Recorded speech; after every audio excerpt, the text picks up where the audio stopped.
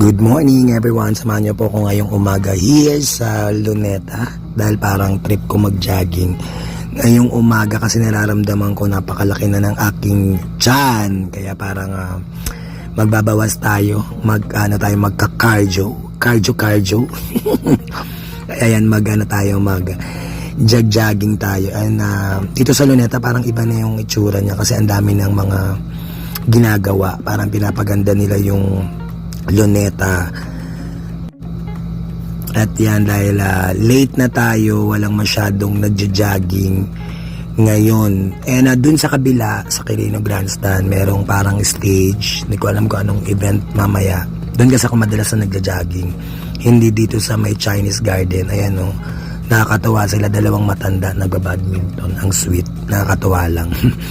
And yun nga, nakikita nyo guys, walang masyadong nagja-jogging kasi Friday ngayon, tsaka late na. Piling ko late na tong pagja-jogging ko kasi dati nagja-jogging ako 5 o'clock to 6. Tapos yung buong ikot na yan guys, iniikot ko yan ng 5 beses. Naglalakad muna ako tapos din nagja-jog. Kaya dito kami madalas nagtitinda pag December. Meron kaming pwesto dito sa may gilid ng statue nito. At ngayon walang bantay si Rizal. Bakit kaya? Wala siyang gwardiya ngayong umaga.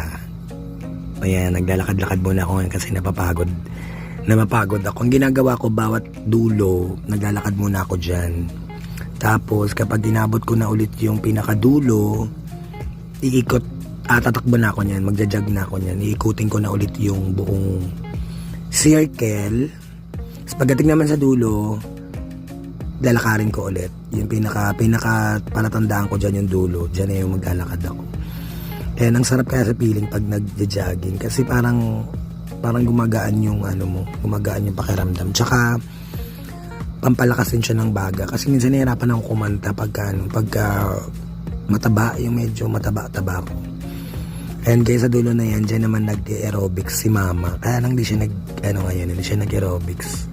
And matutuwa ka sa mga mami tsaka sa medyo may edad na kasi ang taas ng energy nila pag nag-aero sila. Yung coach nila ang taas ng energy, katulad niya si mother na nasa gilid. Mas mataas pa yung energy niya dun sa nagtuturo sa kanila. And matutuwa ka sa kanila kasi nakukuha talaga nila yung steps ng mga nagsusumba. Tsaka kuwang-kuwa nila, mataas talaga yung energy nila. Ayan, lakad tayo ulit guys. Medyo napapagod tayo mamaya. Tatakbo-takbo na naman tayo. Yan guys, 5